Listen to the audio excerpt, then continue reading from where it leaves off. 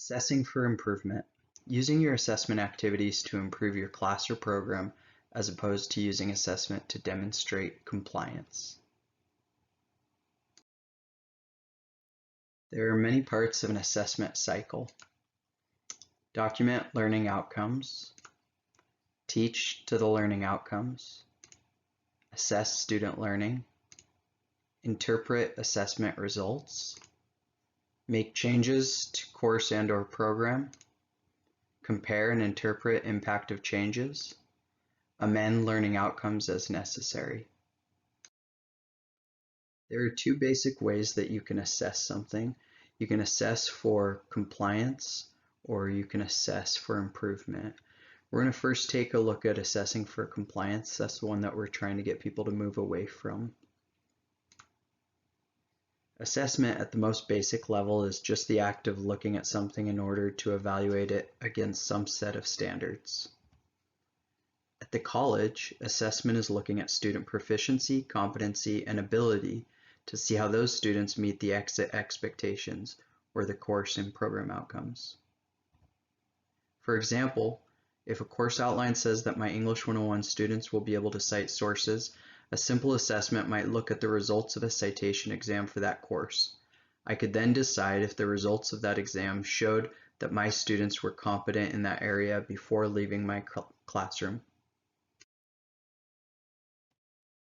Assessing for compliance can be great for making sure that you're meeting the expectations of the course or program. Assessing for compliance should be, and generally is, happening all the time, with or without the college telling you to do it. For example, if I saw that 50% of my students failed a citation exam, I would automatically understand that there was something wrong, that the students were not meeting the expectations of the course.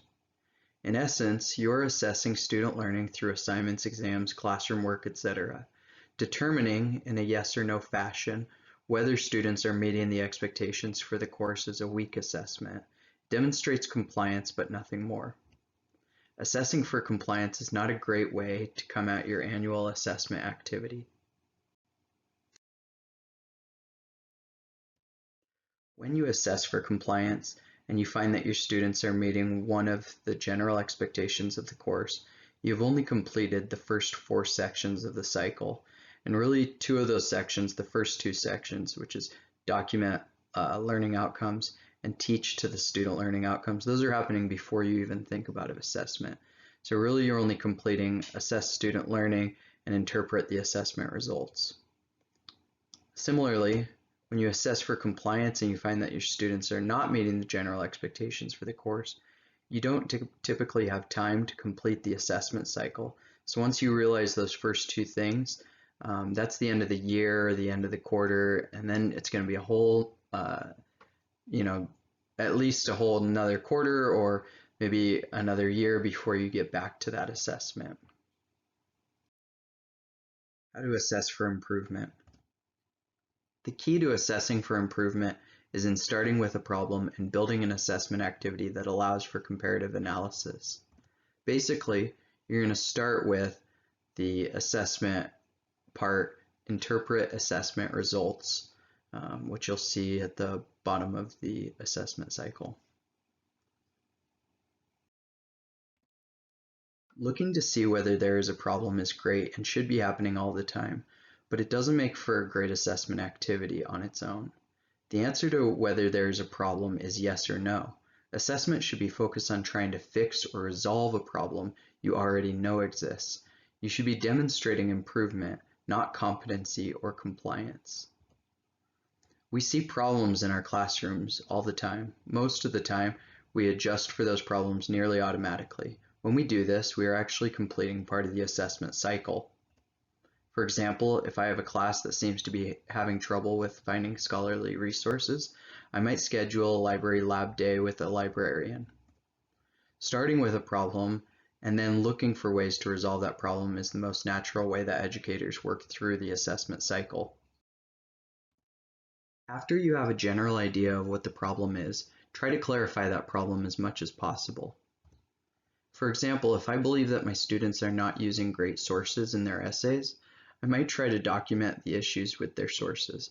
Out of a class of 25, I might look at how many sources have authors, dates, publishers, etc. I might look at how biased the sources are. I might look at how relevant these sources are. All of this information will be critical to comparing results from before and after my assessment activity. Plan an assessment activity that allows for comparative analysis.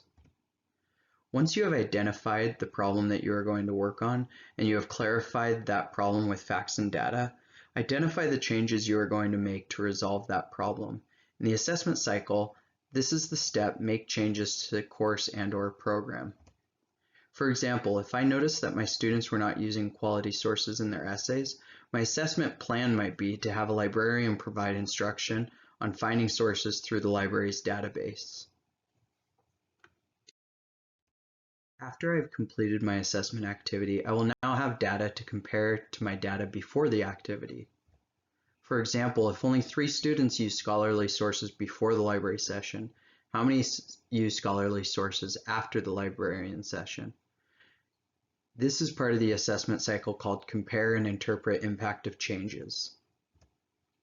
From here, you can take a number of actions. You could close out the assessment cycle, you could try a new activity and compare more data, or you could make changes to your learning outcomes. The purpose of assessment is not only to make sure that you are holding your class accountable to the outcomes required by your program and course outline, but to make sure that you are actively engaged in improving the ability for students to meet those outcomes. Thank you for taking the time to listen to this presentation, and as always, feel free to reach out to your assessment chair or your dean or anyone on the assessment committee with any questions.